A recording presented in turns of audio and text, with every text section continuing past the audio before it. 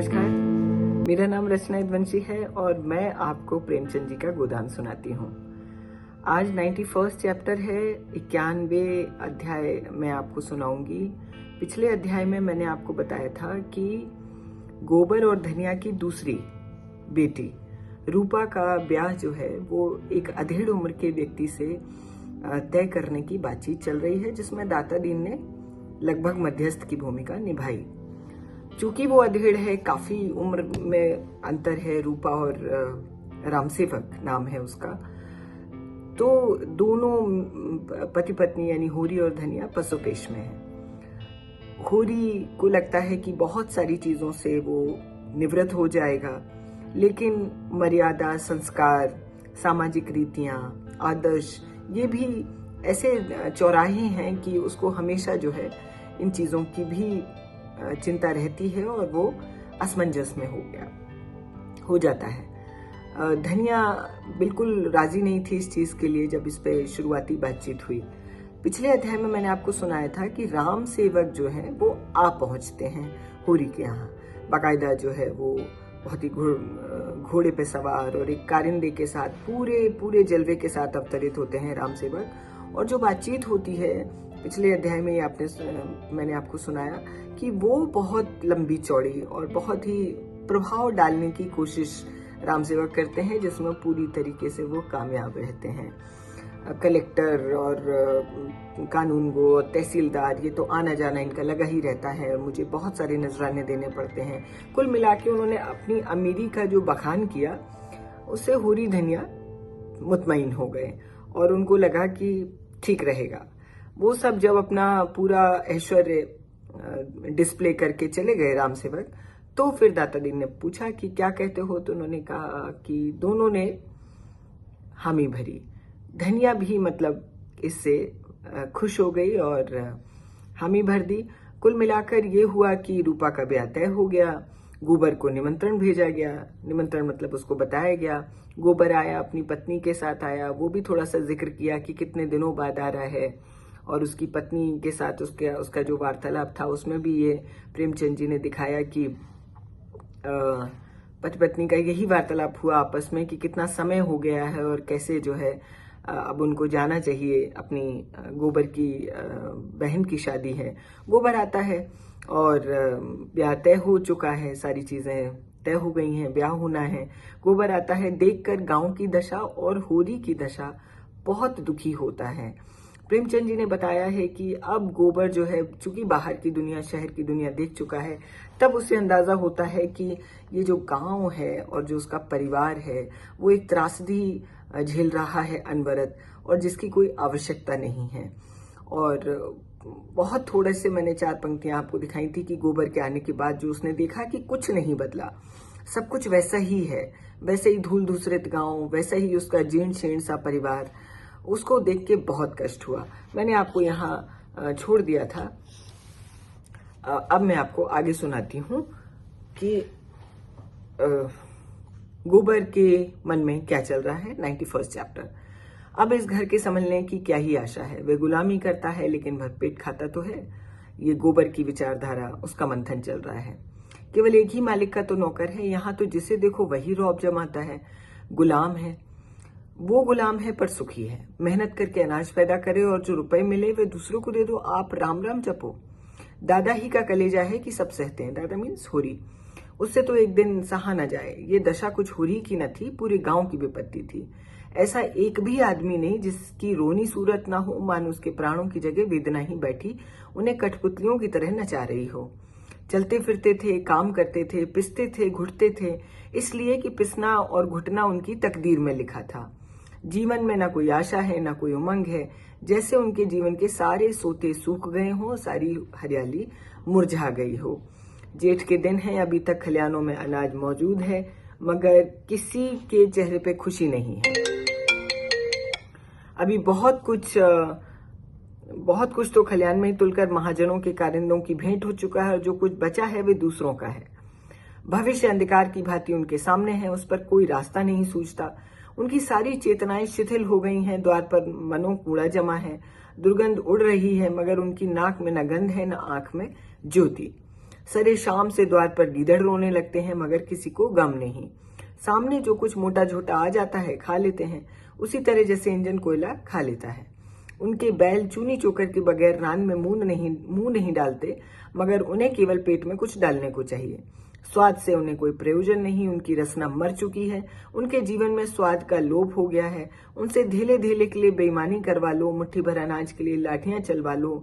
पतन की तो वो इंतहा है कि जब आदमी शर्म और इज्जत को भी भूल जाए। लड़कपन से गोबर ने गांव की यही दशा देखी थी और उसका आदी हो चुका था। पर आज 4 साल के बाद उसने जैसी एक नई दुनिया देखी। भले आदमियों के साथ रहने से उसकी बुद्धि कुछ जाग उठी है। उसने राजनीतिक जलसों के पीछे खड़े होकर भाषण सुने हैं और उनसे अंग अंग बिंधा है। उसने सुना है और समझा है कि अपना भाग्य खुद बनाना होता है, अपनी बुद्धि और साहस से इन आफतों पर विजय पाना होता है। कोई देवता, कोई गुप्त शक्ति उनकी मदद करने नहीं आती है और उसमें गहरी संवेदना सजग उठी थी। अब उसमें पहले की तरह उदंडता और गुरूर नहीं था। वह नम्र और उद्योगशील हो गया था। जिस दशा में पड़े हो उसे स्वार्थ और लोभ के वश होकर क्यों बिगाड़ते हो? दुख ने तुम्हें एक सूत्र में बांध दिया है। बंधुत्व के इस दैवी बंधन को क्यों अपनी तुच्छ स्वार्थों से तोड़े डालते हो? उस बंधन को एकता का बंधन बना लो। इस तरह के भावों ने उसकी मानवता को पंख लगा दिए थे। संसार का ऊंच नीच देखने के बाद निष्कपट मनुष्यों में जो उदारता आ जाती है, अब वह मानो आकाश में उड़ने के लिए पंख फड़फड़ा रही थी। हूरी को अब वो कोई काम करते देखता है तो उसे हटाकर खुद करने लगता है, जैसे पिछले दुर्व्यवहार का प्रायश्चित करना चाहता हो। कहता है, दादा तुम तो मरते खपते रहे, कुछ दिन तो आराम कर लो। मुझे धिक्कार है कि मेरे रहते तुम्हें इतना कष्ट उठाना पड़े। और हूरी के रोम से बेटे के लिए आशीर्वाद निकल जाता है। उसे अपनी जीर्ण देह में दैवी स्फूर्ति का अनुभव होता है। वह इस समय अपने कर्ज का ब्यौरा कहकर उसकी उठती जवानी पर चिंता की बिजली क्यों गिराए? वह आराम से खाए पिए जिंदगी का सुख उठाए। मरने खपने के लिए तो वो तैयार है। यही उसका जीवन है। राम राम जप कर वह जी भी तो नहीं सकता। उसे तो फावड़ा और कुदाल चाहिए ही। राम राम की माला फेर कर उसका चित्त शांत नहीं होगा। गोबर ने कहा, कहो तो मैं सबसे किश्त बनवा लूं और महीने महीने देता जाऊं। सब मिलकर कितना ही होगा। हूरी ने सिर हिलाकर कहा, नहीं बेटा, तुम काहे को तकलीफ उठाओगे? तुम ही को कौन बहुत मिलते हैं। मैं सब देख लूंगा। जमाना इसी तरह थोड़े ही रहेगा। रूपा भी चली जाएगी। अब कर्ज ही तो चुकाना है। तुम कोई चिंता मत करना। खाने पीने का संयम रखना। अपनी देह बना लोगे तो सदा आराम से रहोगे। मेरी कौन, मुझे तो मरने खपने की आदत पड़ गई है। अभी मैं तुम्हें खेती में जोतना नहीं चाहता बेटा। मालिक अच्छा मिल गया है, उसकी कुछ दिन सेवा कर लोगे तो आदमी बन जाओगे। वह तो यहाँ आ चुकी है, साक्षात देवी है। ब्याह के दिन फिर आने को कहा है। हमारे सिर आंखों पर आए। ऐसे भले आदमियों के साथ रहने से चाहे पैसे भी कम मिले, लेकिन ज्ञान बढ़ता है और आंखें खुलती हैं। उसी वक्त पंडित दातादीन ने हूरी को इशारे से बुलाया और दूर ले जाकर कमर से 100 रुपए के 2 नोट निकालते हुए बोले, तुमने मेरी सलाह मान ली, बड़ा अच्छा काम किया। दोनों काम बन गए। कन्या से उरिन हो गए और बाप दादों की निशानी भी बच गई। मुझसे जो कुछ हो सका मैंने तुम्हारे लिए कर दिया। अब तुम जानो, तुम्हारा काम जाने। हूरी ने रुपए लिए। उसका हाथ कांप रहा था। उसका सिर ऊपर न उठ पाया। मुंह से एक शब्द न निकला, जैसे अपमान के अथाह गड्ढे में घिर गया हो और गिरता चला जाता हो। आज 30 साल तक जीवन से लड़ते रहने के बाद वह परास्त हुआ, और ऐसा परास्त हुआ कि मानो उसको नगर के द्वार पर खड़ा कर दिया गया हो और जो आता है उसके मुंह पे थूक के चला जाता है। वह चिल्ला कर मानो कह रहा हो, भाइयों मैं दया का पात्र हूँ। मैंने नहीं जाना जेठ की लू कैसी होती है और माँ की वर्षा कैसी होती है।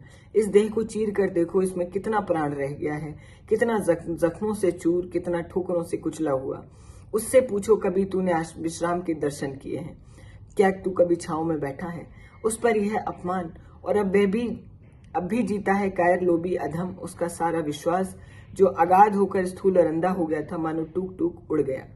दातादीन ने कहा, तो मैं जाता हूँ, न हो तो इसी वक्त नोखे राम से भी मिल लेना।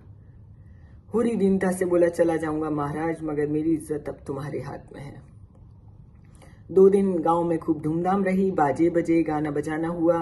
रूपा रो धोकर विदा हो गई, मगर हूरी को किसी ने घर से निकलते नहीं देखा। ऐसे छिपा बैठा था जैसे मुंह में कालिख लग गई हो।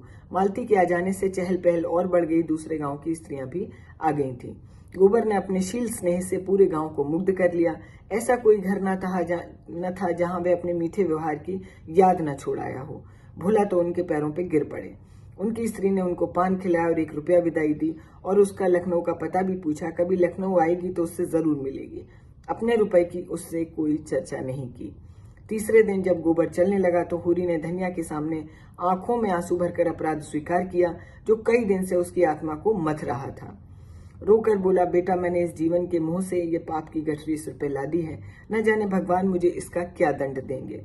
गोबर जरा भी नरम नहीं हुआ। किसी भी प्रकार का रोष उसके मुंह पर नहीं आया। श्रद्धा भाव से बोला, इसमें अपराध की कोई बात नहीं है दादा। हाँ, राम सेवक के रुपए अदा कर देने चाहिए। आखिर तुम क्या करते?